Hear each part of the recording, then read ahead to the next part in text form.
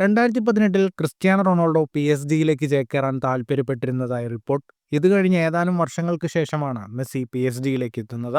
2018 ഒരുപക്ഷെ ക്രിസ്ത്യാനോയുടെ PSG-യിലേക്കുള്ള ട്രാൻസ്ഫർ നടന്നിരുന്നെങ്കിൽ മെസ്സിയും ക്രിസ്ത്യാനോയും ഒരു ടീമിൽ കളിക്കുന്ന കാഴ്ച ഫുട്ബോൾ ലോകത്തിന് മുൻപിലേക്ക് എത്താൻ സാധ്യതയുണ്ടായിരുന്നു.